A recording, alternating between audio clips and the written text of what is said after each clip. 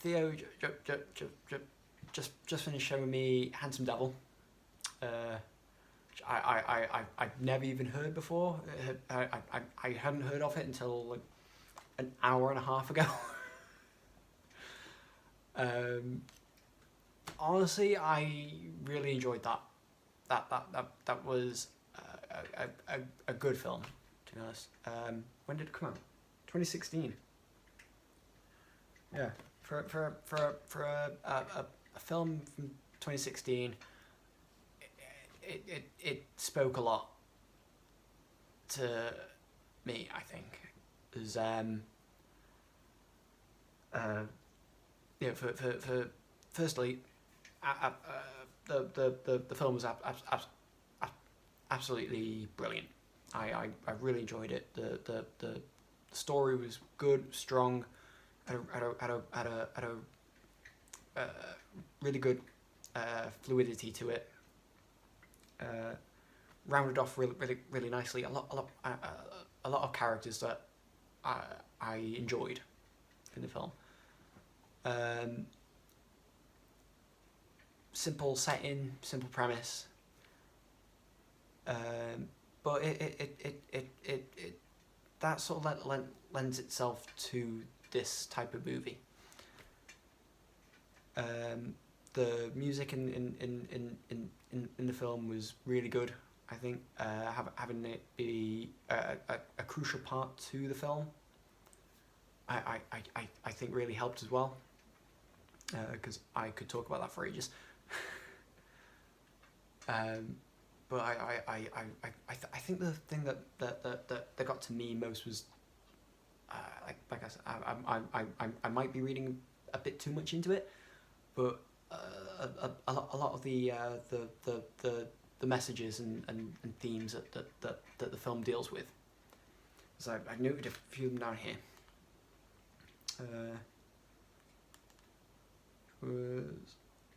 Firstly, setting the film in Ireland, which I can't believe I hadn't, like, I don't think any other film's done that I know of. A story about coming out and figuring out who you are in a country that up until like the last 20 years was very Catholic, very anti-LGBT. It was a Christian country.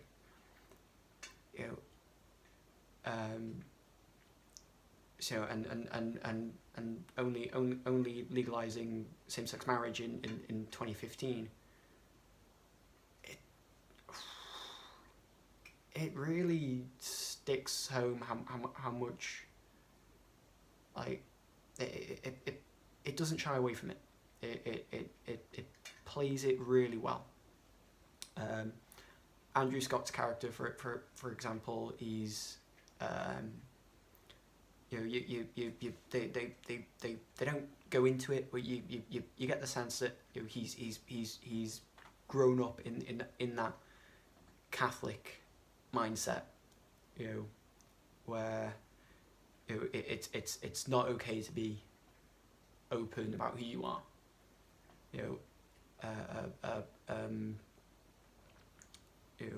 and he goes on his own journey of self-discovery and self-acceptance, which I really love, and Andrew Scott is a fantastic actor. He's one of my favourite in recent years. Especially I've been in Sherlock and Spectre. No, not Spectre. What was it, Spectre? Yeah, Spectre. No Time to Die I'm thinking of. He's brilliant actor in that. I absolutely loved him in that role of the teacher. He's like, yeah, and he clashes heads with the other teachers at times. Like, yeah, he's different, and he comes to terms that he learns to accept it himself. which I love, and you don't see a lot in films these days, which I think should be a main thing. It should be a focus a lot more, especially with the symbolism of rugby within the film. I think really works as well. The whole it's not my team, it's not your, it's I don't play for the same team sort of thing.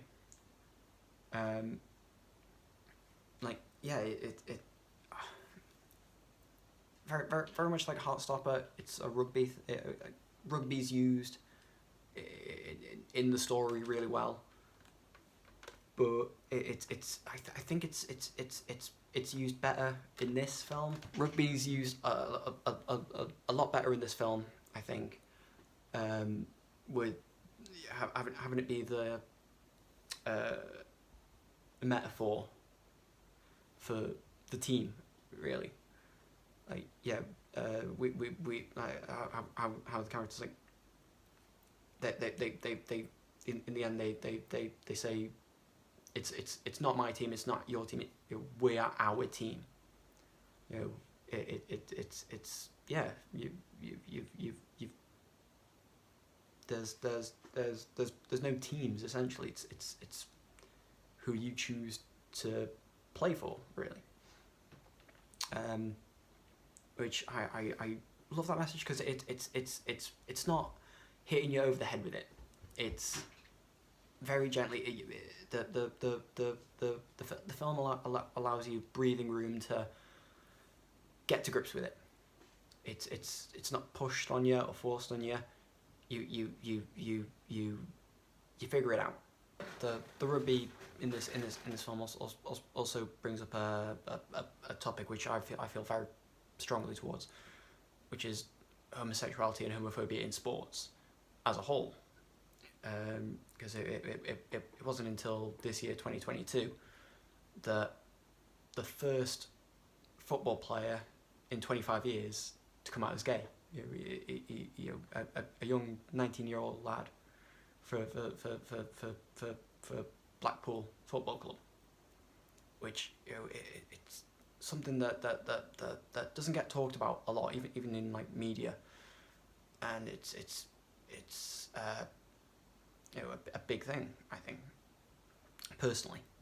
Not to get political or preachy or or anything like that, but like I watch sports with my dad. So it's something that I've personally grew up with, feeling having those feelings towards. And it's like it's a man's thing, it's a guy's thing. You go to the pub with your friends, have a pint, watch the game, and that's it. I was like, no, it's everyone's able to do it, men, women, gay, straight, whatever. You can do it if you want, and it's a great message to have in a movie, especially one that came out in, like I said, 2016. So if I'd seen this movie back then when it came out, it would have been a breath of fresh air, I think.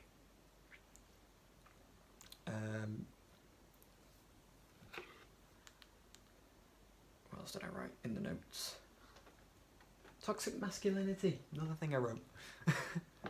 Yeah, the rugby coach, I can't remember I can't remember the actor's name. I'm terrible with actors' names. Especially people I've only seen like once. But no, his character, I think, really done like properly. He was done in a really good way. He's like very much like I said, he's the sort of like rugby's a guy's thing, and he says that allegory of you lay with the dogs, you're gonna get fleas. And it's like, no, you a dog's a dog, got fleas or not, don't care. you know, like yeah, he pushes the, you know, it's a guy's thing. He pushes the homophobia side of it. And he says like the team only has one voice, not 15. In the end, in the end of the film, and then all the guys go over and like leave the team essentially. It's like, well, we, you know, if that's how it works, we don't want to be part of that team. Which I loved that scene, to be honest. I did get a bit. I welled up a bit. But yeah, it's a great film. The main leads of Connor and Ned. Yeah, Ned. Ned and Connor. I really enjoyed them. I'm glad there wasn't a forced romance in there. It's just two guys who become friends. That's it. There's no there's no pushing them together. You know, they have a very natural connection, very, you know, very believable. You know, I wouldn't be surprised if they were friends offset as well, like really good friends. But yeah, I'm glad there wasn't a forced romance between them. Because I think that would have just ruined it for me. That would have just ruined it for me. If they'd been forced into that. Because that's what I feel this movie is. It's not a movie about two guys coming together and becoming boyfriends. It's one guy helping another guy through stuff. Yeah. Through experiences that he himself has gone through and put up with and things like that. And dealing with you know, people who disagree with you or say you can't do that or trying to hide it. You know, I think overall it's a beautiful film.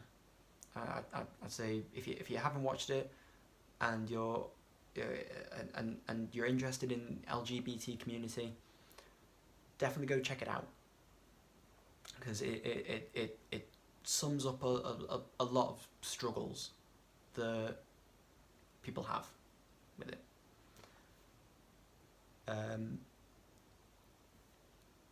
What else?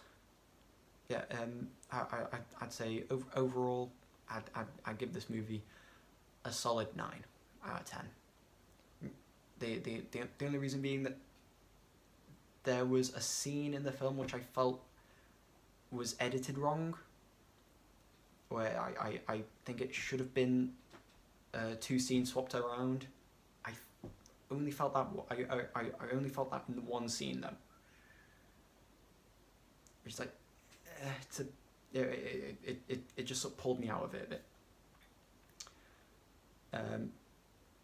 But yeah, I really enjoyed it. I can't wait to see what Theo shows me next. Hopefully nothing that'll leave me in tears for a month, like Heartstopper.